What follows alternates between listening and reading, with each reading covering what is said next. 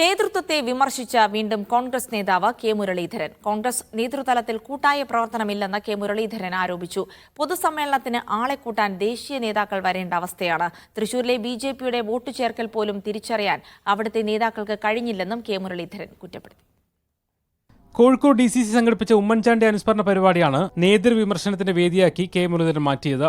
തെരഞ്ഞെടുപ്പ് കാലത്തെ ഒറ്റക്കെട്ടായ പ്രവർത്തനത്തിന്റെ ഉമ്മൻചാണ്ടി ശൈലി എടുത്തു പറഞ്ഞാണ് നേതൃവിമർശനം മുരളി തൊടുത്തത്. ഉമ്മൻചാണ്ടിയുടെ കാലത്ത് കരുണാകരന്റെ കാലത്തൊക്കെ ഒരു എന്തെല്ലാം പാർട്ടിക്കകത്ത് അഭിപ്രായ വ്യത്യാസം ഉണ്ടായിരുന്നില്ല.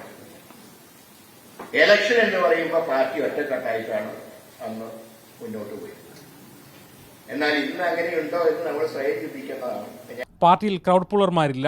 ഇന്നിപ്പോ നമുക്കൊക്കെ ഇലക്ഷൻ കാലത്ത് പ്രചരണം എന്ന് പറയുമ്പോൾ ഇപ്പൊ എല്ലാം നമ്മളിപ്പോ ദേശീയ നേതാക്കന്മാർ ഒന്നുകിൽ രാഹുൽ ഗാന്ധി വരണം, അല്ലെങ്കിൽ പ്രിയങ്ക ഗാന്ധി വരണം. നേതാക്കന്മാർക്ക് ആരും മോശക്കാരൊന്നുമല്ല, എങ്കിലും പൊതുയോഗമെന്നൊക്കെ പറയുമ്പോൾ അതിൻ്റെതായിട്ടുള്ളൊരു വ്യത്യാസമുണ്ട്.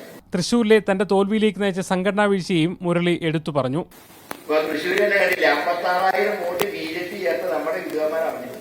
അവിടെ ചെല്ലുമ്പോ നട്ടുമില്ല ബോൾട്ടുമില്ല.